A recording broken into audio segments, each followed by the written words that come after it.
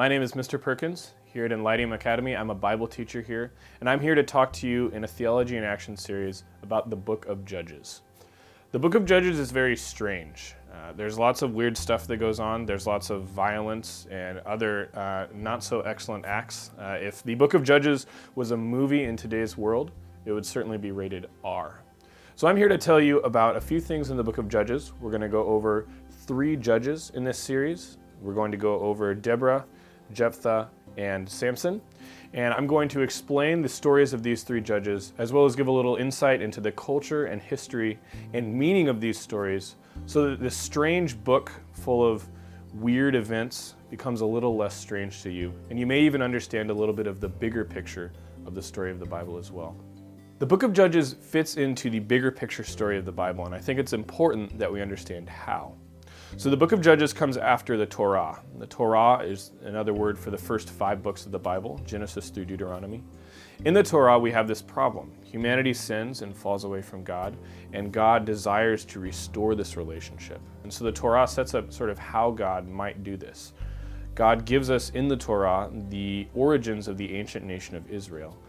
He says through Abraham, all of the world is going to be blessed. And then the narrative goes on and we say Abraham has kids, and these kids turn into this giant nation, this nation of ancient Israel. God gives his law to ancient Israel so that they would keep it and they would be holy like him, that they would be the right kind of people through whom he could bless the world. He also gives them a priestly system and a temple, and through this, God lives with them and dwells with them. The ending of the Torah in Deuteronomy is sort of a cliffhanger, where we're going to see if Israel is going to keep God's law and become the kind of nation through whom he wants to bless the world. So Israel goes in after Deuteronomy and enters the promised land in the book of Joshua. And in Joshua, this book is basically about all these conquests that happen where God drives out these other people who are living in the land, evil nations who are doing terrible sin against him, like idolatry, child sacrifice, these sorts of things. God drives these nations out through Joshua, and the book of Joshua ends, and there are still a few nations left that need to be driven out. The book of Judges begins right where Joshua leaves off. So Joshua has driven out all these other nations, and there are still a few that need to be conquered. The book of Judges is about Israel trying, sometimes not trying, and ultimately failing at driving out the rest of these nations. As a result, they get entangled in the sin of these other countries that God did not want them to get involved with. They intermarry, they become corrupted, and eventually Israel becomes so morally bankrupt that they look identical to these people that God was trying to get them to be different than. So what is a judge exactly? When we think of judge here in America, we think of someone with the long, white, curly wig and black robes and a funny hammer. But a judge in the book of Judges is a little different. In the book of Judges, the judges still did judicial cases. So when 2 neighbors would have an argument about someone's cow, they would bring this to the judge, and the judge would help do justice in this situation. But judges were a little different. Judges in the book of Judges also did justice with the sword.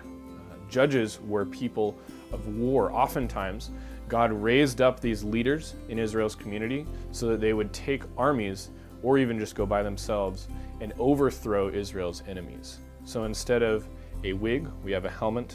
Instead of robes, we have armor. And instead of a gavel, we have a sword. These are Israel's judges. The last thing I'd like to talk about to introduce you to the book of Judges is what scholars know as the judges' cycles. So the book of Judges runs in cycles, and these cycles come one after another, and there are 5 parts to each cycle. The first part of the cycle is Israel's apostasy. That is, Israel as a nation looks at what the other nations are doing, they decide to run away from God and instead practice the evil of the other nations. The second part of the cycle then is discipline. So God sees this and he puts Israel under discipline for a time. He raises up another one of these countries, and this country oppresses Israel and treats them harshly.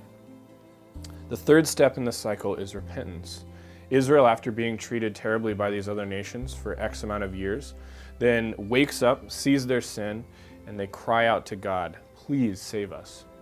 This brings us to step 4, which is the judge. So then God raises up a judge, and this judge either goes by themselves or takes an army with them, and they overthrow this nation that was oppressing Israel, And that brings us to step 5 of the cycle, which is prosperity, where God returns Israel to their former prosperity in some way, frees them from this oppressing nation, and lets them live in the land for a certain amount of time. And then, of course, in their prosperity, Israel, again, after a certain period of time, forgets God, and they return to step 1 of the cycle, which is apostasy.